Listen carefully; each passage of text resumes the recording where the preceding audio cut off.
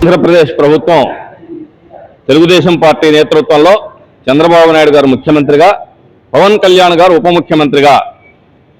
రాష్ట్రంలో అమలు చేయబోతున్నటువంటి సంక్షేమ పథకాలకి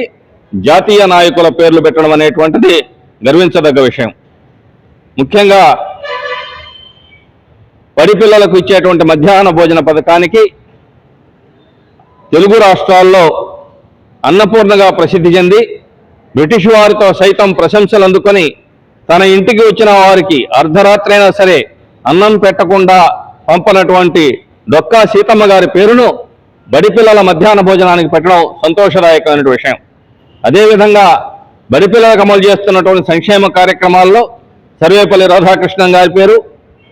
అబ్దుల్ కలాం గారి పేర్లను పథకాలకు పెడుతూ భావితరానికి బడి పిల్లల్లో, స్కూల్ పిల్లల్లో ఈ యొక్క భారత జాతి సంస్కృతి సంప్రదాయం, వారి యొక్క సేవా నిరతి, దార్శనికతను ఈ పిల్లలకు నేర్పిస్తే వాళ్ళకు తెలియజేసే విధంగా ఈ పథకాలు పెట్టడం నిజంగా ఎంతో గర్వించదగ్గ విషయం. ఈరోజు గత ప్రభుత్వం అన్ని పథకాలకు వైఎస్ఆర్ పేరునో, జగన్మోహన్ రెడ్డి పేరు పెట్టుకుంటూ ఈ మధ్యాహ్న భోజన పథకానికి ముద్దుగా జగనన్న గోరు ముద్ద పథకం అని పెట్టుకున్నాడు ఆయన. ప్రతిదానికి జగన్మోహన్ రెడ్డి పేరు పెట్టుకొని చేస్తూ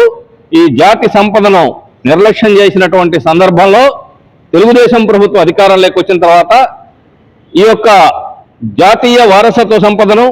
చారిత్రక సంపదను, చరిత్రను జాతికి అందించిన వాళ్ళను, సేవా నిరతి కలిగినటువంటి వాళ్ళను ఈ పిల్లల ద్వారా భావితరానికి వాళ్ళ యొక్క చరిత్రను తెలియజేయాలనే ఉద్దేశంతో ఈ పథకాలకు డొక్కా సీతమ్మ గారి పేరుతో మధ్యాహ్న భోజన పథకంతో పాటు సర్వేపల్లి రాధాకృష్ణన్, మాజీ రాష్ట్రపతి అబ్దుల్ కలాం, మాజీ రాష్ట్రపతి గారుల పేర్లను కూడా పెట్టడం సంతోషకరమైన విషయం. ఈ విధంగా భారతీయ సంస్కృతి సంప్రదాయ వైభవాన్ని, దార్శనికతను, సేవా నిరతిని పిల్లలకు తెలియజేయడం ద్వారా దేశ భవిష్యత్తుకు బంగారు బాట వేసినటువంటి అవుతామని చెప్పి సందర్భంగా తెలియజేస్తా ఉన్నాం. ఈ సందర్భంగా ఈ యొక్క ప్రతిపాదన ఇచ్చినటువంటి పవన్ కళ్యాణ్ గారికి, అమలు చేసిన ముఖ్యమంత్రి చంద్రబాబు నాయుడు గారికి ధన్యవాదాలు తెలియజేస్తా ఉన్నాం.